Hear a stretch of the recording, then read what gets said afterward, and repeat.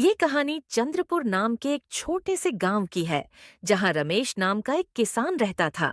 चंद्रपुर गांव में रमेश अपनी पत्नी रेखा और बेटी शीतल के साथ एक छोटे से घर में रहता था। रमेश के माता पिता का निधन बहुत पहले हो चुका था। उसके पास गांव में छोटी सी जमीन थी, जिस पर वह दिन रात मेहनत करके अपने परिवार का पालन पोषण करता था। अपने पति की मदद करने के लिए रेखा भी गांव के एक जमींदार के यहाँ साफ सफाई का काम करती थी। दोनों मिलकर अपने परिवार के लिए जी तोड़ मेहनत करते थे।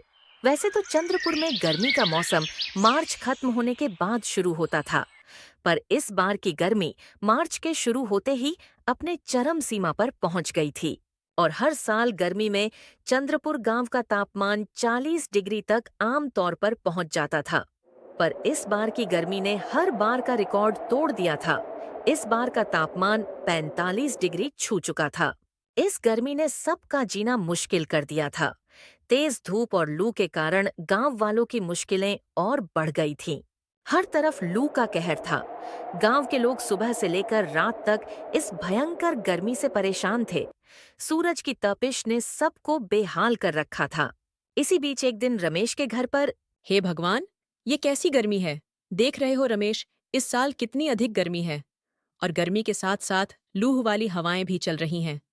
इतनी तेज धूप में काम करना भी मुश्किल हो गया है। घर से बाहर निकलते ही ऐसा लगता है जैसे जल रहे हों।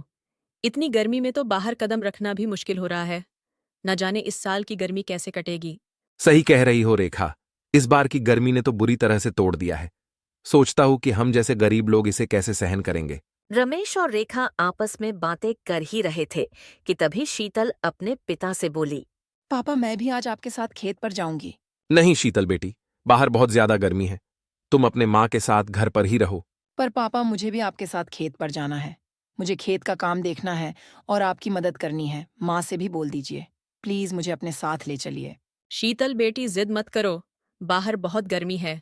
अगर तुम बाहर जाओगी तो लूह लग सकती है। और लूह लगने से यदि तुम बीमार हो गई तो फिर तुम्हारे दवाई का खर्चा उठाना हमारे लिए मुश्किल होगा। घर के हालात वैसे ही अच्छे नहीं हैं। इस महीने की मजदूरी भी अभी तक नहीं मिली है। पता नहीं इस हफ्ते का राशन कैसे पूरा होगा। तुम घर पर ही रहो, समझदारी इसी में है। रेखा, क्या घर का राशन खत्म होने वाला है? तुमने पहले मुझे क्यों नहीं बताया कि राशन खत्म होने वाला है? रमेश, क्या बताती। मैं खुद ही सोच रही थी कि इस बार कैसे काम चलेगा। घर में आटा तो बस 2 दिन का बचा है। दाल भी खत्म हो चुकी है। सब्जियां पिछले हफ्ते से नहीं आई। उम्मीद थी कि शायद सेठ जी कल परसों तक पैसे दे देंगे तो शायद कुछ व्यवस्था हो जाएगी। अरे ये तो बहुत बुरा हुआ। अगर कल तक पैसे नहीं मिले तो हम क्या करेंगे? ऐसे में अगर शीतल बीमार पड़ गई तो हालात और भी खराब हो जाएंगे। मैं कल सुबह सेठ जी से जाकर बात करूंगा। रमेश की चिंता बढ़ती जा रही थी। गर्मी और लूह ने पहले ही हालात मुश्किल कर दिए थे, और अब घर में राशन खत्म होने की बात ने उसे और बेचैन कर दिया। वो रेखा और शीतल की तरफ देखता है, मानो उनसे कुछ कहना चाहता हो, लेकिन शब्द नहीं निकलते। तभी शीतल ने बड़े मासूमियत से कहा। पापा, अगर पैसे नहीं हैं तो हम अपने खेत से लाकर कुछ खा सकते हैं। जैसे पिछले साल आप अपने खेत से बाजरा लेकर आए थे, जिसकी हमने रोटियां बनाकर खाई थीं। बेटी, वो बाजरा अब हमारे खेत में नहीं है। उसे बेचकर ही तो पिछले साल का कर्ज चुकाया था। इस बार फसल भी खराब हो रही है और इस भयंकर गर्मी और लूह ने सब कुछ बर्बाद कर दिया है। रमेश, मैं सोच रही थी कि क्या हम मुखिया जी से मदद मांग सकते हैं। उन्होंने पिछले महीने गांव वालों को राशन बांटने का वादा किया था। हाँ, मुखिया जी से बात करनी चाहिए। अगर वो मदद कर दे तो कुछ दिनों का इंतजाम हो जाएगा। पर मुखिया जी की मदद भी हर बार इतनी आसान नहीं होती है। कभी कभी उनकी मदद मिलने में वक्त लग जाता है और कभी कभी वो मना भी कर सकते हैं। फिर भी मुझे एक कोशिश करनी तो होगी। अभी आपस में रमेश और रेखा बात कर ही रहे थे कि तभी तेज गर्म हवा का एक झोंका आया और दरवाजे की साकल हिलने लगी। कमरे में मौजूद सभी लोग लूह की तपिश को महसूस करने लगे। हे भगवान, ये गर्मी तो अब और बढ़ते जा रही है। न जाने आने वाले दिन और कितने भयंकर होंगे। हम सब इस लूह से कैसे बचेंगे। सोचो, अगर गर्मी दिन ब दिन ऐसे और बढ़ती रही तो हम कैसे बचेंगे। हे भगवान, कृपया हमारी मदद करो। इस कठिन समय में हमें साहस और मार्गदर्शन दो।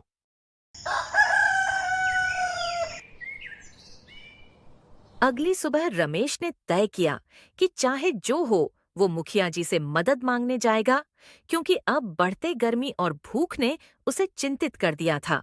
उसने रेखा और शीतल को घर पर रहने को कहा और खुद मुखिया की घर की ओर निकल पड़ा। कुछ देर चलते चलते वो मुखिया के घर पहुंच जाता है। मुखिया जी, हमारे हालात बहुत बुरे हैं। घर में राशन पूरी तरह से खत्म हो चुका है।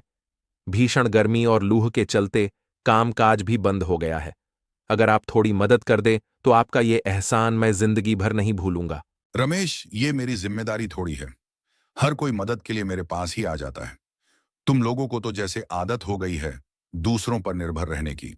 नहीं मुखिया जी, मैं मेहनत से कमाने वाला आदमी हूं, भीख नहीं मांगता। लेकिन इस बार हालात ने मजबूर कर दिया है। भीषण गर्मी और लूह ने खेतों की फसल जला दी है और मेरा परिवार भूखा है। कृपया मदद कर दीजिए। चुप रहो। अगर गरीब हो तो अपने गरीबी को स्वीकार कर उसके साथ जीना सीखो। यहां आकर रोने धोने से कुछ हासिल नहीं होगा। मेरे पास फालतू समय नहीं है, इसलिए यहां से चले जाओ। ऐसा मत कीजिए मुखिया जी, मेरी मजबूरी को समझिए। आप हमारे गांव के मुखिया हैं। अगर आप ही हमारे साथ ऐसा व्यवहार करेंगे तो हम किसके पास मदद मांगने जाएंगे। रमेश की ये बात सुनकर मुखिया बहुत भड़क जाता है और अपने घर के नौकरों को आवाज लगाकर कहता है, अरे चेतन विकास, सुनो तो जरा, इसे यहां से बाहर कर दो और आगे से इसे मेरे घर में कदम भी नहीं रखने देना। फिर मुखिया के घर के नौकरों ने रमेश को धक्के मारकर मुखिया के घर से बाहर निकाल दिया। मुखिया के मुंह से खरी खोटी सुनने और धक्के खाने के बाद रमेश भारी मन से अपने घर की ओर चल पड़ा। रमेश जैसे ही अपने घर आया, उसने देखा कि रेखा बिस्तर पर लेटी हुई है और उसकी बेटी शीतल उसके पास बैठी हुई थी। पापा आपके जाने के कुछ देर बाद अचानक माँ चक्कर खाकर गिर गई और उनको बहुत तेज बुखार भी चढ़ गया और तब से वो कुछ बोल नहीं रही है। हे भगवान, ये क्या हो गया? रेखा, कुछ बोलो ना, कुछ तो बोलो। ऐसे चुप मत रहो, तुम्हें कुछ नहीं होगा। रमेश, अब मुझसे सहन नहीं हो रहा। ये भीषण गर्मी और भूख ने मेरी सारी ताकत छीन ली है। मुझे माफ करना, मैं अब तुम्हारा और शीतल का साथ देने में असमर्थ हूँ। रेखा की ऐसी बातें सुनकर रमेश की आंखों से आंसू बहने लगे। उसने रेखा की तरफ देखा और रोते हुए कहा, रेखा, ऐसा मत बोलो, तुम्हें कुछ नहीं होगा। तुम हमें छोड़कर नहीं जा सकती। मैं कुछ भी कर सकता हूं तुम्हें ठीक करने के लिए। भगवान पर भरोसा रखो, सब ठीक हो जाएगा। रमेश, हमारे पास अब कुछ भी नहीं बचा। ये झुलसा देने वाली गर्मी और भूख ने मुझे पूरी तरह से तोड़ दिया है। अब मेरी बस एक ही इच्छा है जो तुम्हें पूरी करनी है। मेरे जाने के बाद शीतल का अच्छे से ख्याल रखना, उसे मेरी कमी कभी महसूस नहीं होने देना। रेखा की ऐसी हालत रमेश से देखी नहीं गई। वो बहुत घबरा गया था, इसलिए वो फौरन अपने घर के बाहर आ गया और बाहर आकर वो अपने पड़ोसियों को आवाज लगाने लगा। लेकिन ऐसी भीषण गर्मी और चिलचिलाती धूप के चलते कोई भी उसकी सहायता के लिए नहीं आया। रमेश, अब मेरी चिंता मत करो। जितना कर सको शीतल के लिए करो। शीतल को कभी मेरी कमी महसूस मत होने देना और उसे कभी भूखा मत सोने देना। इतना कहकर रेखा की सांसें थम गई। वो इस दुनिया को हमेशा के लिए छोड़कर चली गई। रेखा, ऐसा मत कहो। तुम मुझे छोड़कर नहीं जा सकती। हमारे पास तुम्हारे अलावा कुछ नहीं है। तुम्हारे बिना तो ये घर भी सूना हो जाएगा। तुमने हमेशा मेरा साथ दिया, अब तुम मुझे अकेले छोड़कर नहीं जा सकती हो। ये कहकर रमेश फूट फूट कर रोने लगा। उसके आंखों से आंसू रुकने का नाम नहीं ले रहे थे। वो महसूस कर रहा था कि उसकी पूरी दुनिया खत्म हो चुकी है। माँ, तुम उठो ना, देखो मैं कितना रो रही हूँ। प्लीज माँ उठो ना। पापा माँ हमें छोड़कर क्यों चली गई? क्या हमने कोई गलती की है? नहीं बेटी, हमने कोई गलती नहीं की है। ये सब तो नियति का फैसला है। शायद हमने पहले कोई गलती की होगी, जिसके बदले अब हमें इसका फल भुगतना पड़ रहा है।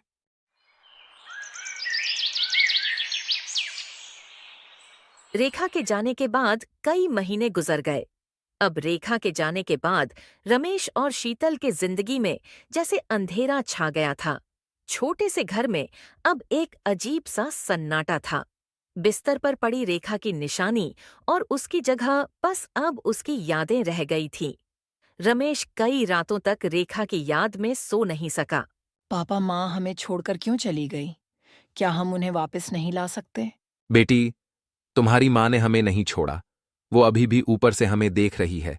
अब हमें और मेहनत करनी होगी, क्योंकि तुम्हारी माँ चाहती थी कि हम कभी हार ना माने। रमेश की आंखें ये कहते हुए फिर नम हो गई। उसने शीतल की ओर देखकर अपने आंसुओं को रोक लिया, क्योंकि वो अपने आप को अपनी बेटी के सामने कमजोर नहीं दिखा सकता था। देखते देखते इसी तरह कई दिन और बीत गए। फिर एक दिन सुबह रमेश जब अपने घर के बाहर बैठा था, तभी गांव का सेठ मनोहर वहां पहुंचा और बोला, रमेश, अब तो 6 महीने बीत चुके हैं। मेरा कर्ज तुम अब तक नहीं चुका पाए हो। तुम्हें पता है ना, अगर तुम मेरे पैसे नहीं लौटा पाए तो मैं तुम्हारा घर और तुम्हारा खेत दोनों नीलाम करवा दूंगा। सेठ की बात सुनकर रमेश का चेहरा चिंता से भर गया। उसकी माथे की लकीरें और गहरी हो गईं।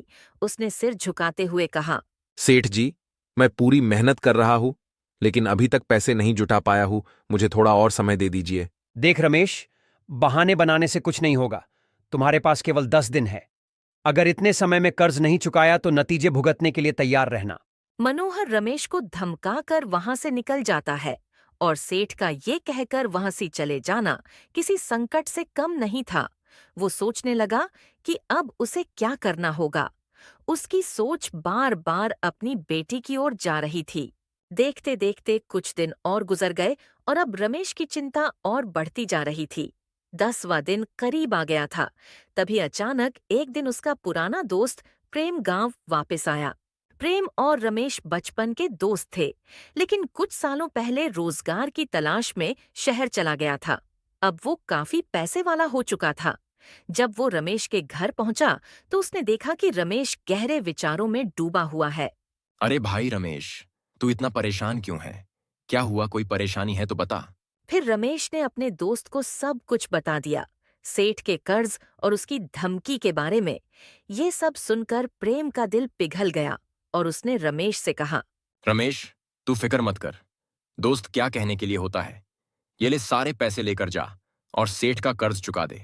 प्रेम की बात सुनकर रमेश की आंखों में आंसू आ जाते हैं। वो भावुक होकर बोला, प्रेम भाई, आज तुमने मुझे और मेरी बेटी को एक नई जिंदगी दी है। मैं तुम्हारा ये एहसान जिंदगी भर नहीं भूलूंगा। अगले दिन रमेश सीधा सेठ मनोहर के घर पहुंच गया और अपना सारा कर्जा चुका दिया। ये देख सेठ हैरान हो गया, लेकिन उसने अपने पैसे लेकर रमेश को कर्ज से मुक्त कर दिया। सेठ जी, मैंने आपके सारे पैसे चुका दिए हैं। अब आपके और मेरे बीच कोई लेन देन बाकी नहीं है। ये सब तो ठीक है रमेश, पर एक बात बताओ, इतने पैसे तुम्हारे पास आए कहां से? सेठ जी, पैसे कहीं से भी आए, पर आपके पैसे तो मिल गए ना। इतना कहकर रमेश वहां से निकल गया। चलते चलते वो कुछ दूर गया ही था, तभी उसे रास्ते में एक बूढ़ी औरत मिली, जो उसे परेशान देखकर बोली, बेटा, तुम्हारी पत्नी के बिना तुम्हारा जीवन अधूरा सा लग रहा है। मुझे पता है कि तुमने उसके लिए बहुत दुख और दर्द सहा है, लेकिन याद रखो, जीवन कभी थमता नहीं, इसीलिए आगे बढ़ते रहना होता है। बूढ़ी अम्मा की बातें सुनकर रमेश भावुक हो गया और उसकी आंखों में आंसू आ गए। फिर उसने भारी मन से कहा, अम्मा, आप सही कह रही हो। मेरी पत्नी के बिना मेरा जीवन सूना हो गया है। मैं अपनी बेटी शीतल के लिए खुद को संभालने की कोशिश कर रहा हूं, लेकिन कई बार ऐसा लगता है कि मैं हार जाऊंगा। क्या आप मुझे कोई तरीका बता सकती हो जिससे मैं अपनी बेटी की ओर अच्छे से देखभाल कर सकूं? रमेश की ऐसी हताश भरी बातें सुनने के बाद बूढ़ी अम्मा ने अपने पास से एक छोटा सा मिट्टी का मटका रमेश को दिया, परंतु वह मटका साधारण नहीं था। बेटा, तुम चिंता मत करो, मैं तुम्हारी मदद करूंगी। ये लो, ये पवित्र मटका, इसे लेकर जाओ और अपने घर में भगवान के सामने रखकर सच्चे मन से प्रार्थना करो। भगवान तुम्हारी जरूर सुनेंगे, लेकिन ध्यान रहे, तुम्हें 7 दिनों तक इस मटके के सामने बैठकर अपने पत्नी के लिए प्रार्थना करनी होगी। रमेश ने बूढ़ी अम्मा की बातों को बहुत ध्यान से सुना और फिर बूढ़ी अम्मा से पूछा, अम्मा, क्या सच में इससे मेरी परेशानियां दूर हो जाएंगी? बेटा, विश्वास सबसे बड़ी शक्ति होती है। जब तुम किसी चीज के लिए सच्चे मन से प्रार्थना करते हो तो भगवान भी तुम्हारी मदद करने लगते हैं। अब जाओ और सच्चे मन से अपनी पत्नी के लिए प्रार्थना करो। फिर क्या था, रमेश ने अम्मा का धन्यवाद करके वो मटका लेकर अपने घर की ओर चल पड़ा। जैसे ही वो घर पहुंचा, शीतल दौड़कर उसके पास आई और कहा, पापा, आप कहाँ चले गए थे? मैं बहुत डर गई थी। अपनी बेटी को इतना परेशान देखकर रमेश अपनी बेटी से कहता है, बेटी, मैं कहीं नहीं गया था और तुम फिक्र मत करो, अब सब सही हो जाएगा। बस हमें भगवान पर भरोसा रखना होगा। रमेश ने बूढ़ी अम्मा से मिले मटके को अपने घर के मंदिर के पास रखा और गहरी सी सांस ली। उसके भीतर एक अजीब सी बेचैनी थी। रमेश ने पहले दिन मटके के सामने बैठकर पूरे मन से प्रार्थना की। हे भगवान, मेरी पत्नी चली गई। मैं मेरी बेटी के लिए जीना चाहता हूं, लेकिन हालात मुझे हर दिन तोड़ रहे हैं। अगर ये मटका सच में कोई चमत्कार कर सकता है तो मेरी मदद करो। शीतल ने भी अपने पिता के साथ प्रार्थना की। शीतल अपने माँ को बहुत याद कर रही थी। रात को जब वो सोने गई तो उसके आंखों में आंसू थे। रमेश ने उसका मन हल्का करने के लिए कहा, बेटी, हमें हिम्मत नहीं हारनी चाहिए। तुम्हारी माँ भी यही चाहती थी। दिन बदिन गांव में हालात और बिगड़ने लगे। गर्मी बढ़ती जा रही थी। अब तो घरों के बाहर निकलना यानी अपने प्राणों को त्यागने का काम करना। रमेश को घर में वो मटका लाए अब 4 दिन बीत चुके थे, परंतु अब तक उसका कोई जादू रमेश को नहीं दिखा था। रमेश का मन विचलित हो रहा था। उसे अब समझ में नहीं आ रहा था कि भगवान उसकी परीक्षा ले रहे हैं या फिर ये मटका सिर्फ एक छलावा था। लेकिन फिर भी उसने प्रार्थना जारी रखी। अचानक चौथी रात एक अजीब घटना घटी। रात के समय जब शीतल और रमेश सो रहे थे, तभी अचानक तेज हवा चलने लगी। तेज हवा के कारण रमेश की नींद खुल गई। उसने देखा कि मटका हल्का सा चमक रहा था। ये देखकर उसके रोंगटे खड़े हो गए। ये चमत्कार देखकर वो मन ही मन सोचने लगा, ये क्या हो रहा है? ये मटका इतना चमक क्यों रहा है? रमेश ये सोच ही रहा था, तभी उसको अपनी पत्नी रेखा की आवाज आई। रमेश, हिम्मत मत हारो। ये मटका तुम्हारी परीक्षा ले रहा है। जो भी तुम्हें मिलेगा वो केवल तुम्हारे मेहनत और परिश्रम के बलबूते पर ही मिलेगा। अचानक से अपने पत्नी की आवाज सुनकर रमेश और चौंक जाता है। वो खड़ा होकर इधर-उधर देखने लगा, लेकिन उसके अगल-बगल में उसकी बेटी शीतल के अलावा कोई नहीं था।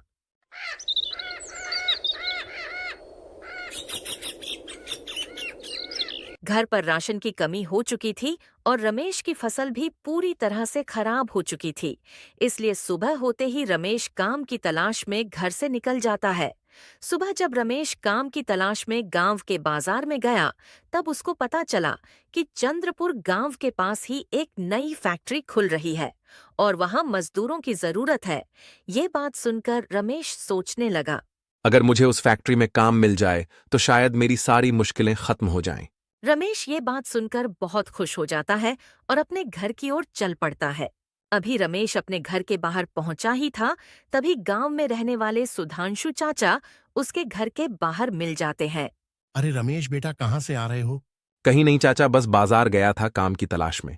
पर बाजार गया तो सुना कि गांव के बाहर कोई फैक्ट्री खुलने वाली है, तो बस वहीं निकलने की तैयारी करने जा रहा हूं। अगर वहां काम मिल जाए तो मुझे घूम घूम कर काम करने की जरूरत नहीं पड़ेगी।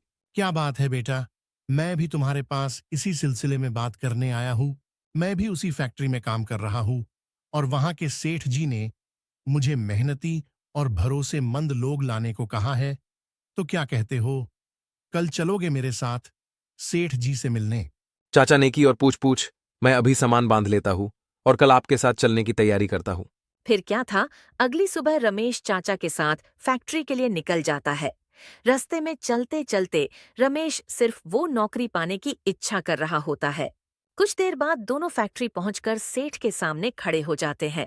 फैक्ट्री का सेठ रमेश को फैक्ट्री में काम करने की सारी जानकारी उसे बता देता है और रमेश को फैक्ट्री में काम करने के लिए रख लेता है और उसे अगले दिन से फैक्ट्री आने कहता है। काम मिलने की बात सुनकर रमेश बहुत खुश होता है और खुशी खुशी अपने घर के लिए निकल जाता है। काम मिलने की खुशी में रमेश अपनी बेटी शीतल के लिए आज बाजार से अच्छी अच्छी खाने की चीज लेकर घर आता है। पिता को इतना खुश देखकर शीतल भी बहुत खुश होती है और अपने पिता से इस खुशी का कारण पूछती है।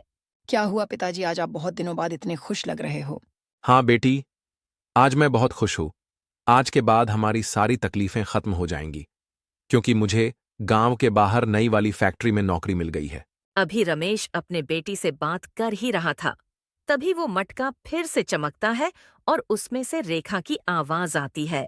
रमेश, अब से तुम्हें खूब मेहनत करनी होगी और शीतल को वो सारी खुशियां देनी होगी जिसकी वो हकदार है। अचानक रेखा की आवाज सुनकर शीतल और रमेश दोनों चौंक जाते हैं। तभी रमेश को याद आता है कि आज ठीक 7 दिन बीत चुके हैं इस मटके को घर लाकर। रमेश भी समझ जाता है कि उसकी पत्नी उस मटके से उसका हौसला बढ़ा रही थी और अब से वो बहुत मेहनत करेगा और अपनी बेटी शीतल को एक अच्छी जिंदगी देगा। दोस्तों, इस तरह रमेश की मेहनत और विश्वास ने उसे उसकी परेशानियों से निकाल दिया। गर्मी की मुश्किलों से जूझते हुए भी उसने हार नहीं मानी और आखिरकार उसे एक नई उम्मीद मिल गई। तो दोस्तों, कहानी आपको कैसी लगी हमें कमेंट में जरूर बताएं। अगर आपको हमारी मेहनत पसंद आई हो तो हमारे चैनल को सब्सक्राइब करना न भूलें और बेल आइकन दबाएं ताकि नई कहानियों की नोटिफिकेशन सबसे पहले आपको मिले। धन्यवाद।